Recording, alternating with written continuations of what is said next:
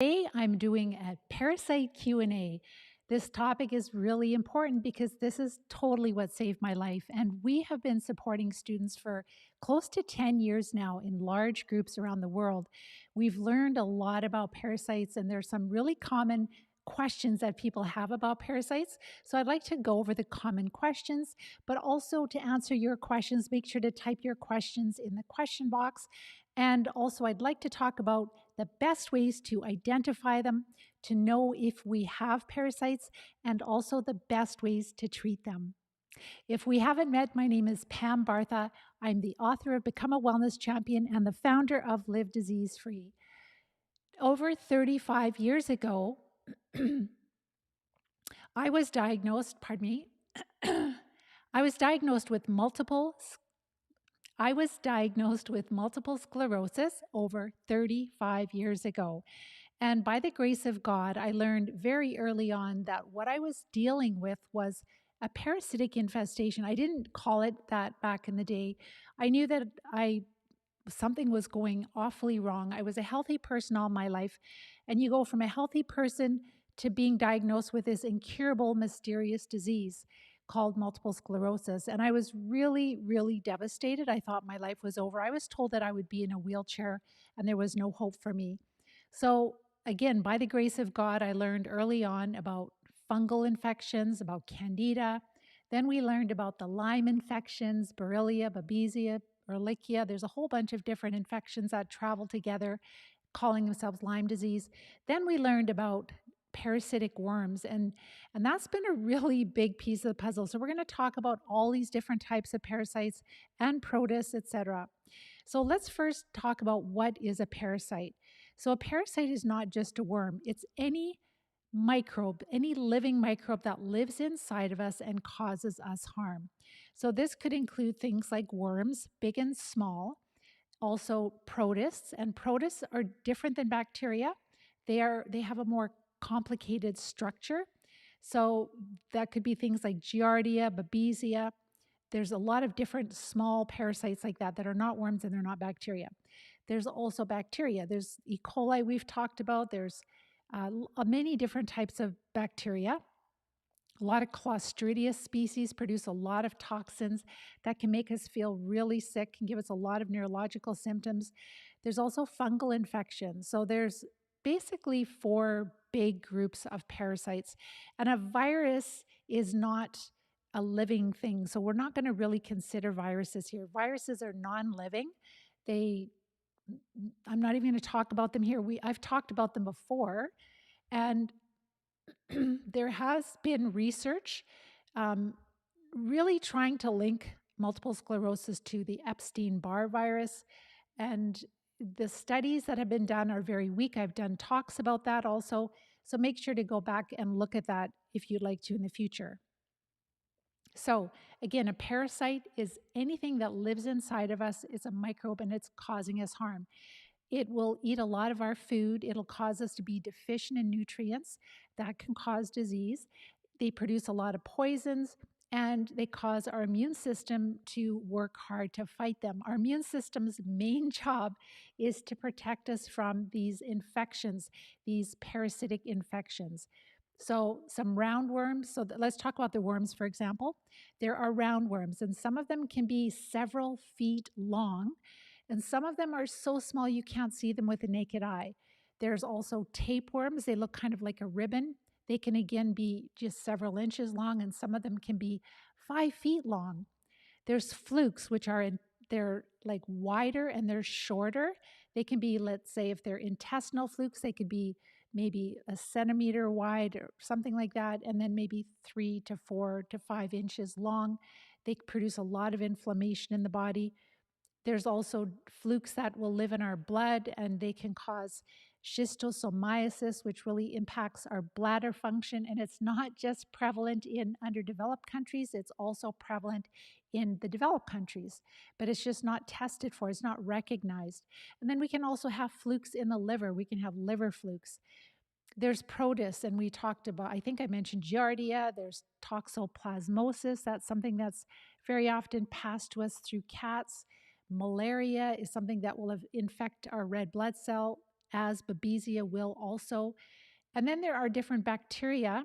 So Borrelia is the bacteria that causes Lyme disease, and there's Bartonella, which is another vector-borne infection associated with Lyme disease, E. coli, and then those Clostridia species that are really awful. They produce a lot of strong neurotoxins. They're really awful.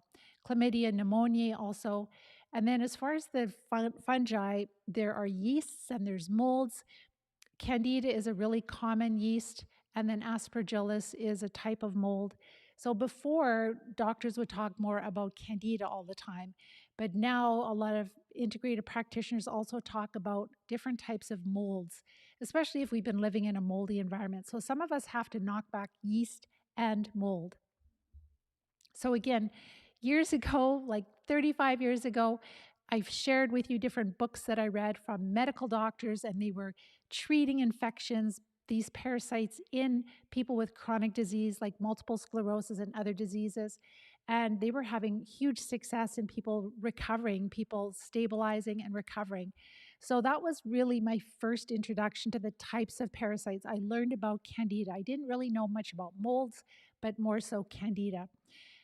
And there's Candida diet, and there's different herbs that were used to treat Candida. And then there's also certain medications that were used to treat Candida back in the day, like nystatin tablets or capsules. And then later on, diflucan was introduced.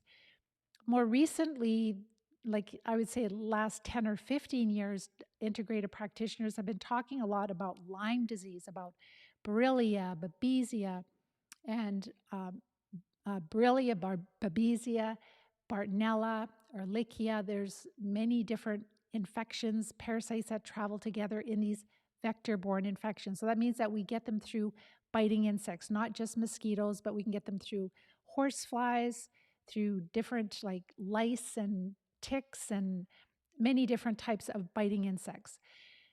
And so like everything was blamed on Lyme disease. But then just in the last, I'd say less than 10 years, I've really learned a lot more about these larger worms that we talked about, like the roundworms, the tapeworms, the flukes, etc.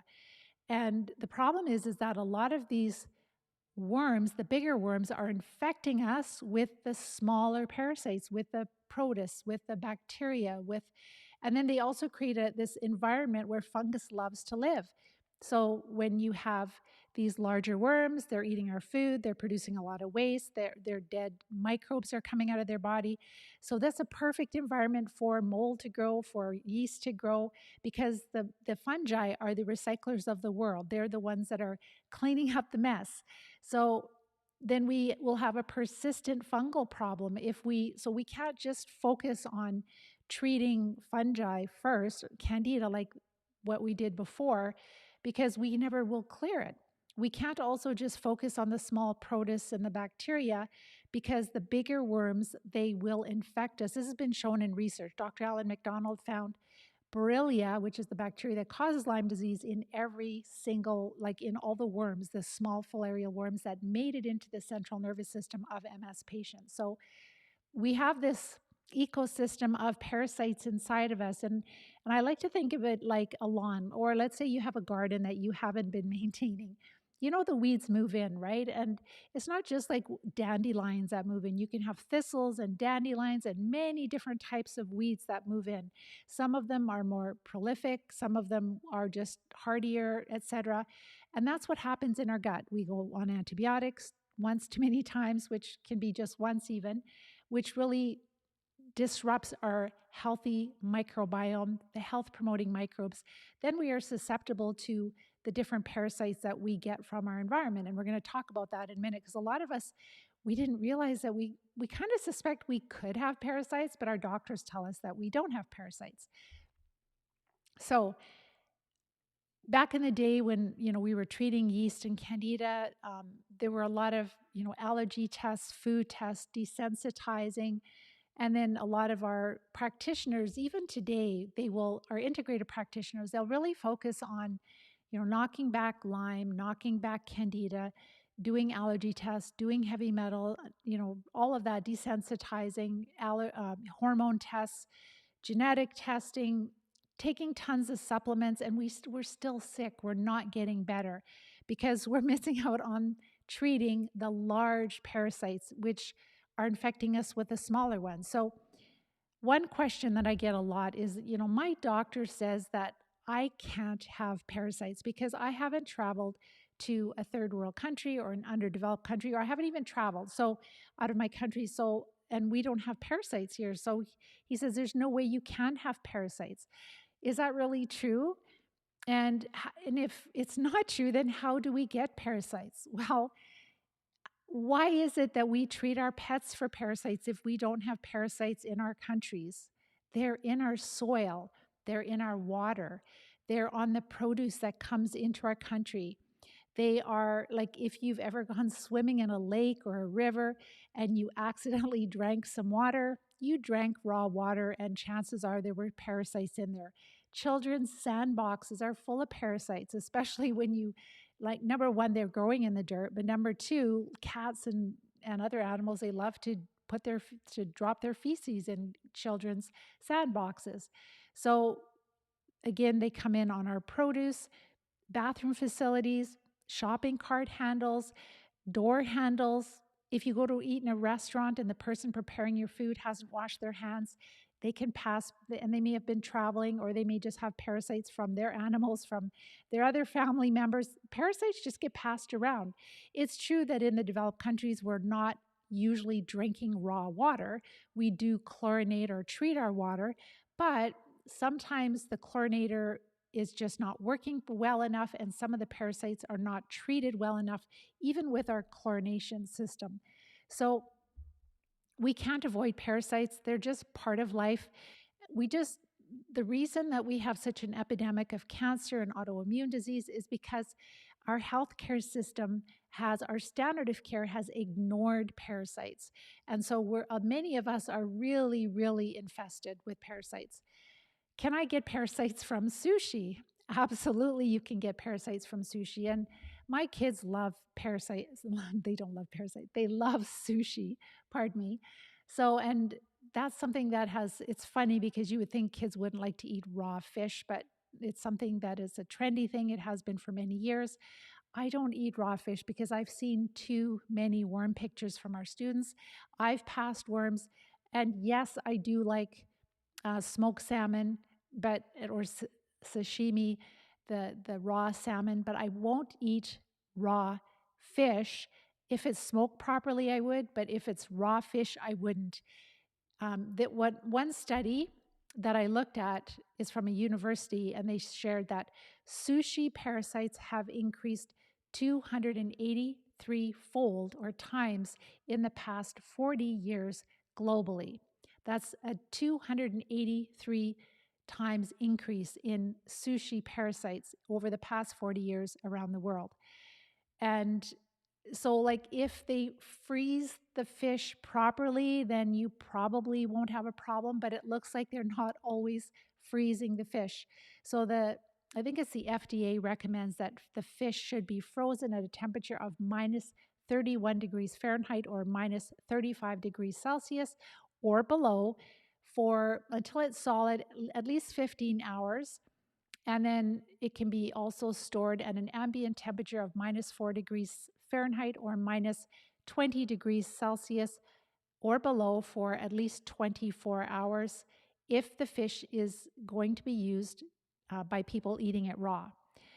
So that's something that you can decide if you want to, expose yourself to parasites. All I can tell is that, if we've had a parasitic infestation for years, they're quite challenging to treat. I personally don't feel it's worth the risk. I would not eat raw fish or raw meat anymore. I know that some people like steak tartare also. I would never eat. And when I was growing up, my dad really liked it. I don't know if it's a European delicacy, but and it tastes good. And raw fish tastes good. Salmon, for example, but I will not eat it anymore after I've seen and even buying cod from a local store and you see worms in them, like, no, that's just not something I'm going to do anymore. We just really didn't realize that we had so many parasites in our environment. I didn't until I started treating them and seeing what was coming out of myself and my students. So, how can I tell if I have parasites and what are the best tests?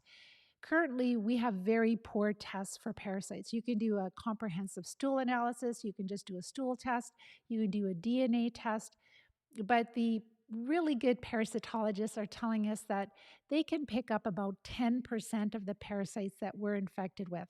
Only 10%. So then, if you've got this test that's worth, let's say, $1,000, and it's not going to really pick up the parasites that you're dealing with.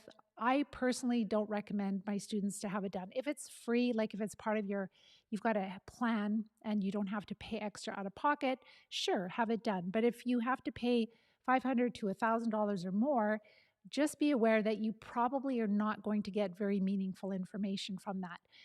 So, what we do in the Live Disease Free plan is that this is not an exact science, but it's helpful. Our students will take a sample of the commonly prescribed parasite drugs to a practitioner who does some type of energy testing. So, this could be a naturopathic physician, this could be there are a few nurse practitioners or functional medicine that are starting to learn this. Chiropractors, for sure, some of them will do applied kinesiology, but naturopaths traditionally are really, not all of them, but quite a few of them will be trained. And so there are different types of energy testing. You might be wondering what that is. So instead of trying to figure out which parasites we have, what we do instead is we look to see which treatments are testing well for us, which ones help to balance our energy to strengthen us. And so the doctors or the practitioners, they can go, yes, this one, no, not that one. It's really important that your practitioner is blind for themselves too. They should not know what they're testing because human biases just creep in and can really influence the test results. So they shouldn't care what they're testing. They should just be looking for subtle changes in our energy. This could include autonomic response testing.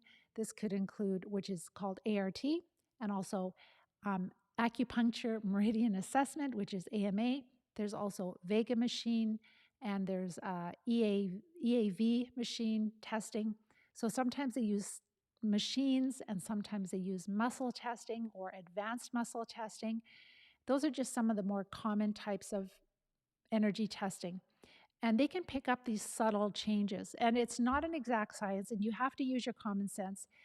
So the practitioner, they should be skilled at this. They should have used this in their practice for years. They should have a good reputation, and their results should make sense. It should be consistent with our symptoms, with our health history, the health history of our parents, our diagnoses, and then we add in the energy test results.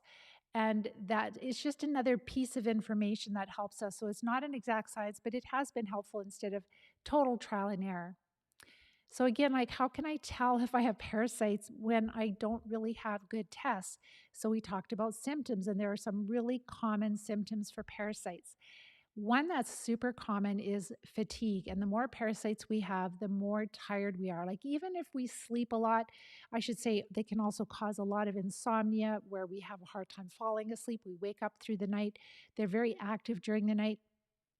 So, that fatigue, like dragging yourself around, walking up the stairs feeling exhausted, even when you know you shouldn't, and just not wanting to work out, not having the stamina to work out. Actually, people can be really fit and work out a lot. And then they can find out that, over time, they're losing their ability to exercise because the parasites are making them weaker and more tired, and they're not able to do the athletic performance or the exercising that they did in the past. So, chronic fatigue is a huge one. And then things like allergies, even, and asthma, rashes.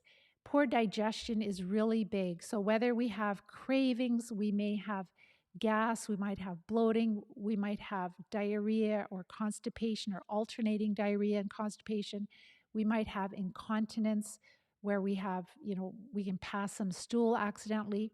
Bladder issues. So, we can also have urgency with the bladder, frequent urinary tract infections, also incontinence with our urine, mood. A lot of our brain function our cognitive function can really be impacted by the parasite. So depression and anxiety and mood swings and just feeling just so wasted. Stiffness and spasticity with our muscles, poor balance, poor vision, even blindness eventually, optic neuritis, loss of mobility with our arms and or our legs, paralysis, impaired speech, and drop foot is another one where our foot drops down and it's kind of seized in place and we can't move our ankle, we can't move our toes eventually, tremors, and pain. So these are just a few of the symptoms that can be caused by parasites or are caused by parasites. And the different hero doctors that I've studied under, they say virtually all symptoms can be caused by parasites and probably are caused by parasites. So we could have nutritional deficiencies that can cause symptoms.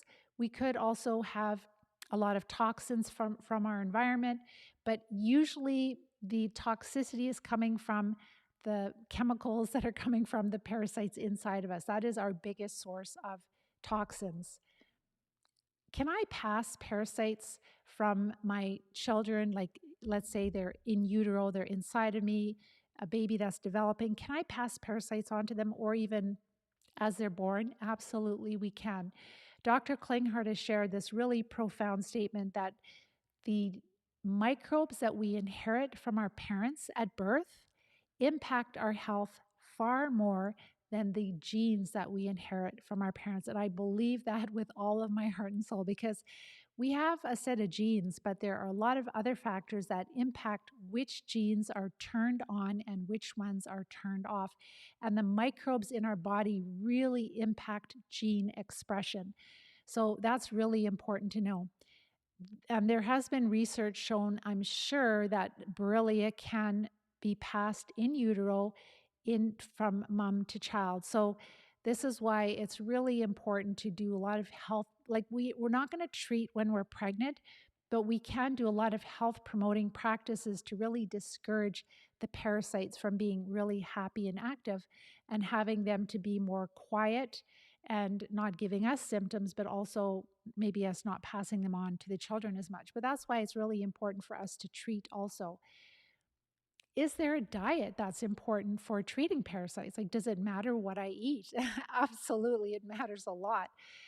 The parasites will eat various different types of foods that our body is digesting. Like they're freeloaders. They're just sitting in a nice, warm, moist environment with lots of food where our digestion, our digestive juices and our whole digestive tract is breaking down the food nicely for them. So they have this smorgasbord of food. But their favorite food are carbohydrates, simple sugars, and simple carbs. So what we have found is that through the Live Disease-Free diet, when we get our carbs down to between 30 to 40 total grams of carbs per day, we notice a huge improvement in our symptoms because when you get the carbs low enough, the parasites are less active. They're still there, but they're just not having as much of a good time inside of us, so they're more quiet. Then they're producing less poisons, and our immune system is not fighting as hard. So our immune system has a little bit of relief. It still wants to fight them, but it has some relief. And so this is why we notice a huge amount of symptom improvement. So one of the first ones is bladder function can improve literally within a week. Within a week or two, people are like, man, Pam, I used to get up like 6 times a night and now I'm getting up once or twice. Then they're sleeping better. Then they have better cognitive function. Their memory is better. That brain fog really starts to go away.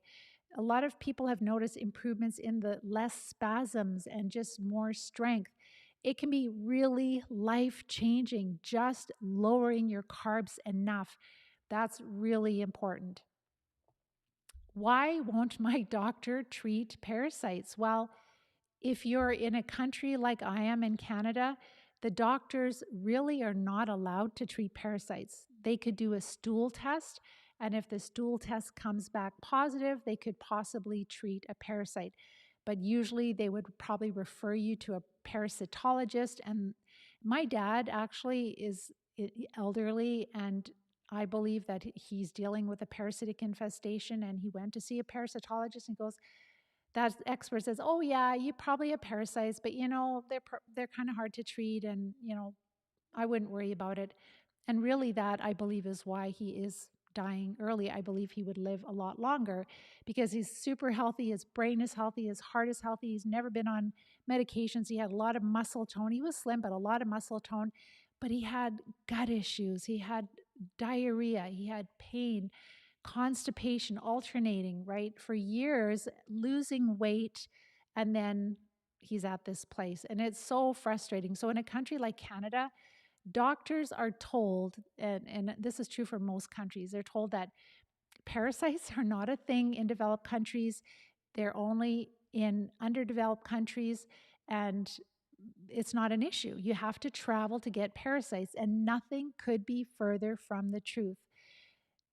And then also, I don't know why it is, but they're really discouraged, I would say, to use parasite drugs. Well, number one, I guess they don't have a lot of experience. So, number one, they can't identify parasites. They haven't been taught or trained how to identify, like even the symptoms of parasites.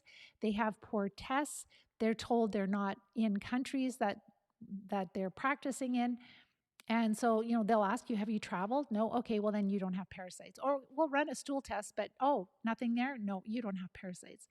And that is nothing could be further from the truth. So that's a really big problem because our healthcare system, our standard of care system is stuck. It is like in this gridlock and it's not moving forward. So we have to get to a place where I think it's going to be a grassroots effort where the patients are recovering. And that's what our wellness champions are doing. They're recovering from these incurable diseases. One of our students, she shared that her sister had cancer, and I know my student, she's recovered from all kinds of chronic diseases by treating parasites, and now her sister is cancer-free. I'm pretty sure that she's been using the parasite drugs because her doctor's like, that can't be. We've got to check this out with a CT scan. And this one student's like, it's amazing how these lesions in the liver look in her sister looked exactly like the lesions that she would see in the CT scans of people that have had liver flukes in their liver. So it's I think it's going to take a grassroots effort of people just learning how to treat parasites themselves and working with practitioners. Like we are students that they'll have doctors, they'll say, well, I don't know much about it, but I'd really like to help you. And sure, as long as it's safe and effective. But they have to be the kind of practitioner that's willing to do a little bit of legwork, a little bit of research, not a ton, but just to make sure that they feel that it's safe for what they're recommending for their patients. So that's why our doctors will not treat parasites because they, number one, they don't believe we have them. Number two, they don't have good tests. They don't know what the symptoms of parasites are. And so it's a dead end topic with them. Can I treat parasites with just herbs? Can I just use these like the black walnut and wormwood and cloves? You can get them in health food stores. Can I use those? And there's different companies that have blends of herbs to treat parasites. There's Mimosa pudica, there's diatomaceous earth. There's lots of different natural things we can use that are not pharmaceutical. And if you're not really sick, then you could try them. You will probably pass parasites. But we have found that if you have chronic disease, they're not enough to recover from chronic disease. So our students that like years ago, we would use these herbs. And if somebody was just newly diagnosed with a disease like MS, they could become pretty much symptom-free just with diet and supporting the body and then using some herbs. But when we brought in the parasite drugs, the prescription parasite drugs, it was a game changer. People were passing these really large worms, like up to 3-foot worms. And some students have reported even bigger ones. And I'm not saying that the big worms are causing all the MS symptoms and MS in particular, but they're playing a really big part. And so we found that the herbs by themselves are just not effective enough. So we have found through many years and working with hundreds of students all over the world, using a strategic approach of number one, first support the body so you're feeling a lot better before you start treating. And that's not just the diet, but it's making sure you're having daily bowel movements, making sure you're sleeping well, cleaning up the environment, like reducing the wireless radiation, reducing the mold, And then when you start treating, so you've had a lot of symptom improvements, and some people can almost feel normal again, especially if you're catching it pre-diagnosis, pre-diagnosis of any chronic autoimmune disease. And then you can start, getting energy tested and getting prescriptions for these parasite drugs. And usually our students test well for 3 to 5 parasite drugs at one time. So they're usually prescribed 3 to 5 parasite drugs. So one parasite drug is not going to do it. They're not a magic cure. They're not just going to sterilize our body. Some of these worms can produce 200,000 eggs in a day. So that is the problem. We really, really have to use strategy. So the oxygen therapies, there's ozone, which is great, but it's kind of expensive. So there's another one that I can't talk about here, but you can see I've done on our livediseasefree.com oxygen therapies for treating parasites. I can talk freely there. I actually got a warning on one of my videos already, which actually I've done quite well.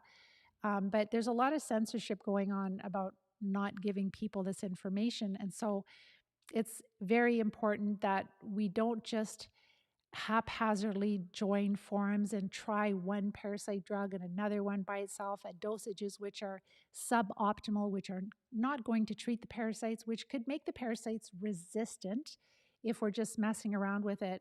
So we could either take too much and make ourselves sick, or else we can make the parasites resistant, and then we don't have a treatment. There's nothing we can use in the future as far as that treatment. It's not going to work for us. So using strategy is really, really important, especially for a parasitic infestation. What I mean is if we've had them for years. So for myself, I had these parasites since I was a kid. I grew up on a farm.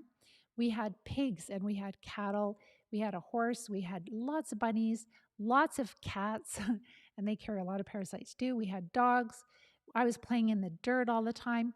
And I think that the biggest factor for me is I was on a lot of antibiotics. So I was put on antibiotics for like every time we had a sore throat, and they always strep throat, it could hurt your heart, we'll put you on antibiotics. And then as a teenager for acne, like months of tetracycline, broad spectrum antibiotic. And so all of that really destroyed the health promoting microbe ecosystem that I had in my gut. And then I was really susceptible to parasites in my environment from all the different animals in the soil. And, kids are not going to wash their hands all the time. We had a sandbox, right? And we played in it all the time. And we had all kinds of animals, and we didn't cover our sandbox. So we're all exposed to parasites, but really the reason they're seeing such a huge increase in chronic disease is because we're not treating the parasites. Doctors have lost that skill. So what are common parasite drugs? So this is not a recommendation. This is strictly for educational purposes. I have no idea what parasites you have, but there are some of the common parasite drugs would be albendazole, which will treat some tapeworms and roundworms. It will work systemically. It will go into the central nervous system. And then there's ivermectin, and that one will treat certain worms and also other smaller, different types of, it's used in horses a lot too. So smaller parasites and roundworms and filarial worms. And then there's also Alinea, which is the brand name, but the actual active ingredient is called nitazoxanide. And that one is one of the favorites of a lot of integrative practitioners because it will treat a lot of different types of parasites. It will treat tapeworms, it'll treat roundworms. It also will treat different protists that may cause diarrhea. So remember those single cell parasites? It makes your pee turn bright yellow. But again, you wouldn't take any of these drugs unless you test well for them, unless your doctor recommends them. Otherwise, they're poison. They're not like the worst poison, but they're poisonous to the worms and the parasites, but they're toxic to us too. So we don't want to spend the money and put toxins in our body if we don't need to for a very good reason. So when we're treating parasites and we're using parasite drugs that are recommended and by our energy testing and by our doctors, that's fine because we're using them for short term. They're very well tolerated, probably better tolerated than the herbs because they're probably more effective than a lot of the herbs, especially for the bigger parasites. So maybe the bacteria, the fungal infections, the protists could possibly be helped by the herbs more so, but the bigger worms, the 2, 3 foot or even 1 foot worms, they definitely are treated better with a combination of the parasite treatments. If you haven't looked at our work, make sure to look back. I've talked about, showed pictures of roundworms that our students have passed. That was one blog post. I did another one on flukes. You might not even be thinking about flukes, but flukes cause a lot of inflammation in us. They cause a lot of edema and pain and all kinds of misery inside of us, especially the intestinal flukes, liver flukes. They can cause our liver enzymes to go up too, especially even when we're treating. So it's important that we're considering all of the different parasites. So again, albendazole is one, and I said ivermectin and Alinea or nitazoxanide. Pyrantel palmitoate will treat roundworms, but it's also helpful if you're using it, let's say with praziquantel to treat flukes and possibly tapeworms. I don't know if it does tapeworms, but praziquantel would be more for like tapeworms and flukes, the flatworms.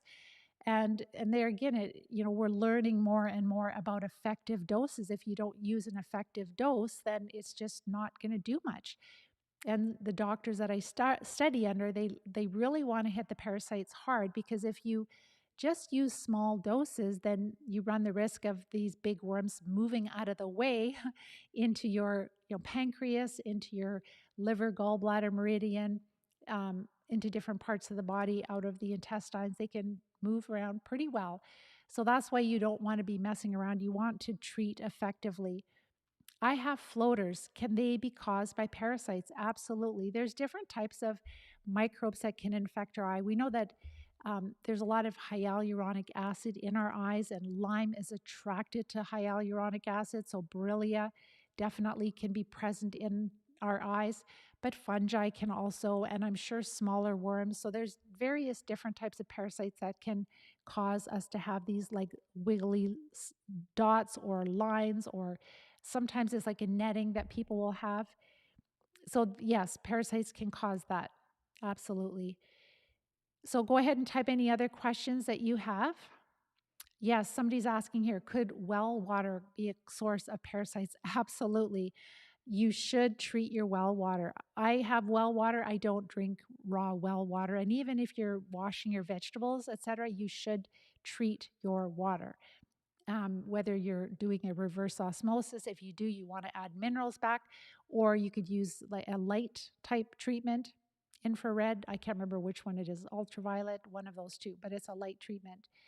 Um, how do you prevent shagala E. coli? So you can never totally prevent parasites, but you can reduce the risk of having them. Number one, you want to restore balance first. You want to treat the parasites you have, build back the healthy promoting microbes, and that's a really big thing. So we really like raw sauerkraut to do that. And then it's really about don't eat undercooked meat. Make sure to have your water that it is not sterilized, but make sure you have treated water so that it does not have parasites in it. And wash your produce properly. Like even lettuce can have, one of our practitioners was saying that lettuce, and I haven't looked it up, but I'm sure he's right because he's researches everything all the time. But lettuce, there's this lungworm that can put the larva underneath the leaf of the lettuce. So there's so many different parasites that we're not even aware of, and some of them are quite small. So probably not probably, but to wash your produce properly. And there's different things you can use. You can use hydrogen peroxide would be one. Food grade hydrogen peroxide is just one. That other oxidizing agent that I can't talk about here is another one. So those are two examples where you would just make sure, that if the produce is coming on if the parasites are on your produce, that you definitely knock them back there. And there's this balance, because we don't want to get rid of all the microbes that are, let's say, on our vegetables, because that's how, what's growing on our cabbage, for example. If you have organic cabbage and then you chop it up fine and you ferment it into raw sauerkraut, the natural occurring health promoting microbes that are on those vegetables, they will multiply and multiply, and that's what really helps to rebuild our ecosystem inside of us. So that's the awesome way to do that. Hi, James. So as far as any particular bacteria or anything like that, it's really like having a really strong, healthy ecosystem. And I think in the day that we're living in, we really need to be replenishing our good microbes daily. Like having a little bit of homemade raw sauerkraut daily is one of the most health promoting things that we can do. You can buy store bought raw sauerkraut also, but it's not going to have the diversity that your own homemade raw sauerkraut would have. Is there any particular parasite that makes you feel tired after eating protein as well as carbs? I mean, they will all eat different types of food. They will eat protein also, but the one that feeds them the most is definitely carbs. So, what I would look at is looking at your diet, because and be aware too that if you eat too much protein, that is converted to sugar, and nobody thinks of that. So if you have, let's say for a guy, maybe, you know, 3 to 5 ounces, you should be fine. But if you go to like a 10-ounce steak, a lot of that protein is converted into sugar in your blood, and that will feed the parasites. That is their favorite food. All right, so somebody's asking, do we have an email? Yes, if you want to email us, just go to info@livediseasefree.com, info@livediseasefree.com. Hi, Robbie. You're very welcome. Hello, Facebook user. Louise, isn't the MS mantra that MS cases increase the further you are away from the equator? And it makes sense as places that are hot are more used to dealing and treating with. That's so true. They do treat parasites, but I mean, it could be that we have different parasites. But I'm in Canada, and Canada, in the rural parts of Canada, that's where the highest incidence, one of the highest incidents in the world, rural, where we have agriculture, where we have animals, right? And we have parasites. So, and again, we don't treat parasites in Canada in humans. We don't. It's awful.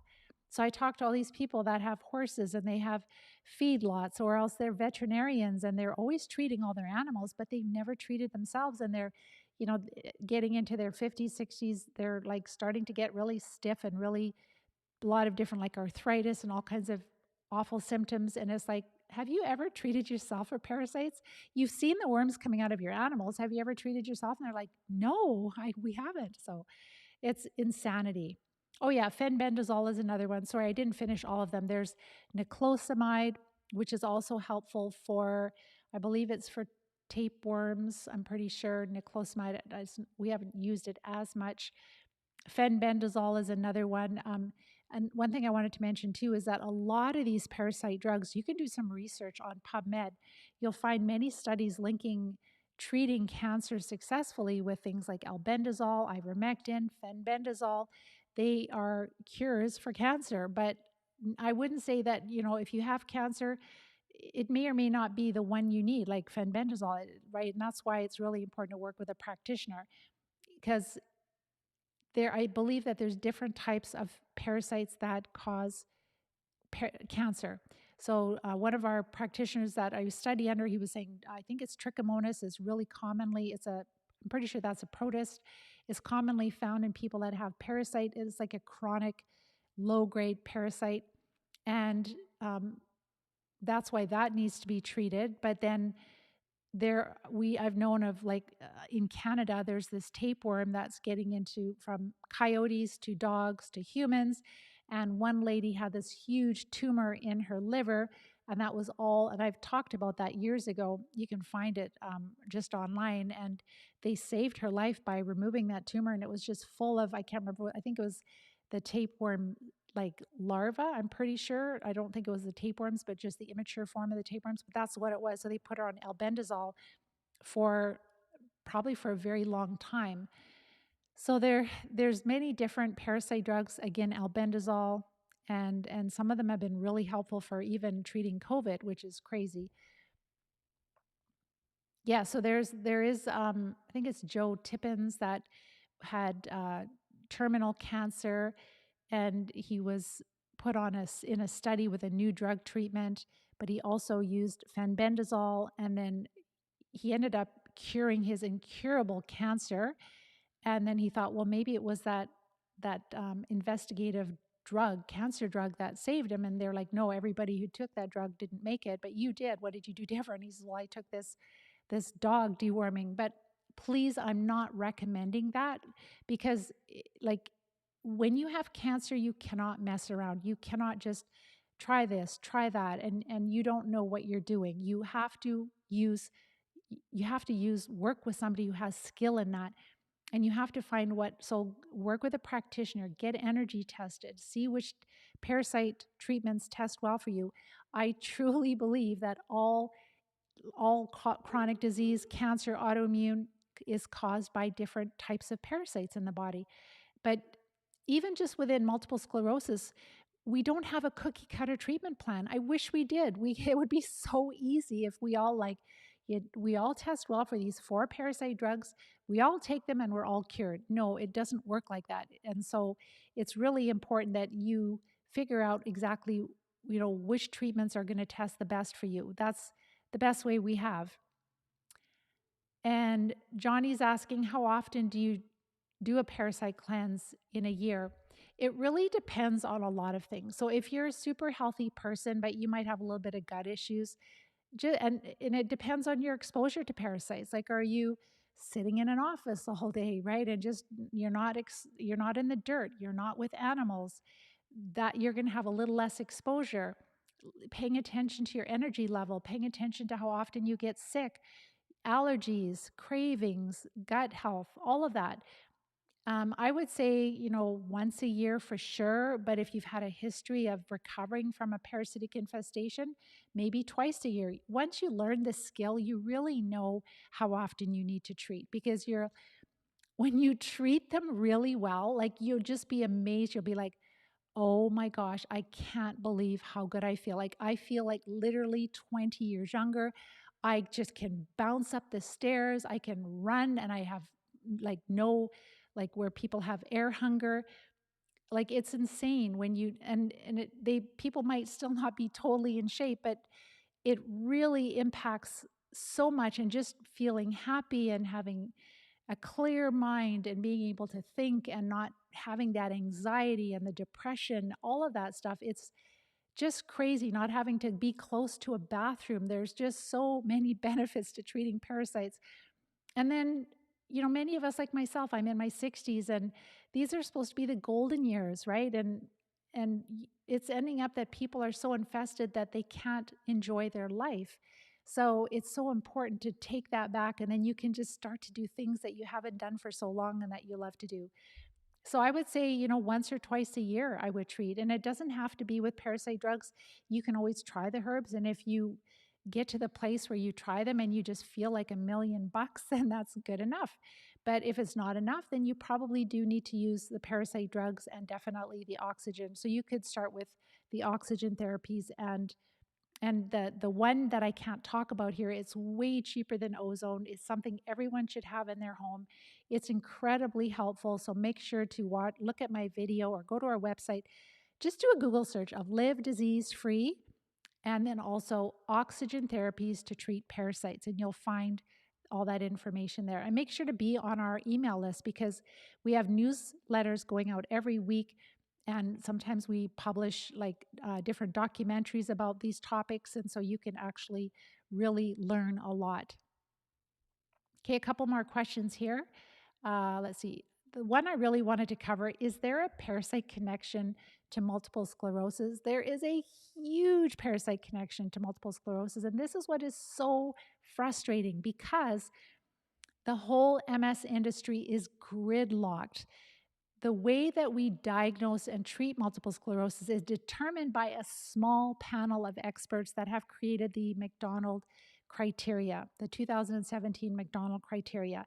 And they're like, no, it's the immune system that's the problem. We're only looking for lesions. We only use MRIs. We can use lumbar punctures. This is the way, and we use immunosuppressive maintenance drugs, disease-modifying drugs. This is the way we treat MS. There is no other way. This is the standard of care. And if practitioners don't follow this, they can get into trouble. They can lose their license. They're not interested. They find no value in looking at all of this research. There's over 100 years of studies linking MS to Lyme disease, to a Borrelia spirochete type bacteria. There's over 100 years of research linking MS to a protist, a Babesia type, a malaria Babesia type protist. Dr. Alan McDonald has found roundworms in every single case or every subject that had MS that he studied. He also found developing tapeworms in a couple of the subjects that he, like literally developing tapeworms, not the larva, but developing tapeworms. But in every subject, he also found larva, the tapeworm immature form, the larva, in every single subject. There's studies that I have. This is on our website, Live Disease Free under research. There's also fungus. They're finding a lot more candida and fungus in the blood, in the spinal fluid, in the brain cells of MS patients, in the nucleus of the brain cells. So we know that the central nervous system is not a sterile environment. We know that the parasites can get in there.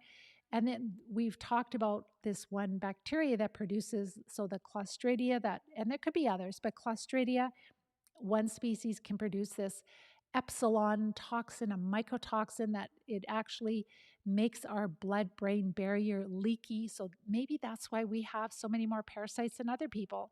I think there's a lot of different factors that and it's just even age, right? Like for those people that are over 50, they have lesions, which are pockets of inflammation, pockets of these infections.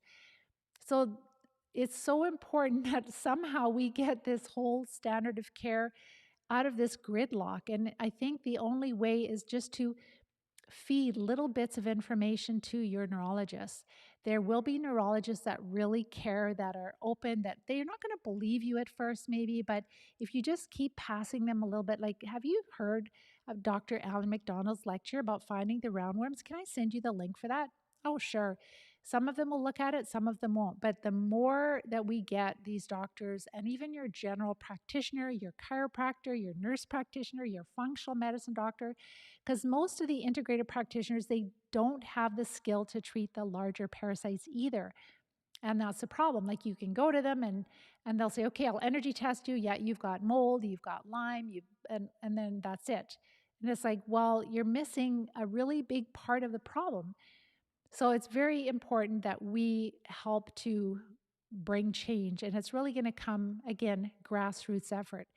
You can find all that research on our website, livediseasefree.com. Oh, the diet, the Live Disease Free diet, all the guidelines are free on our website, again, under research. Make sure to print off the cheat sheet. Start implementing. Yes, we're going into the holidays, but guess what? If you look at our holiday, you can do a Google search of it, holiday meal ideas and Live Disease Free. Get the right foods in your home. They will taste good. They'll taste amazing. You will feel satisfied. Then you will start feeling better.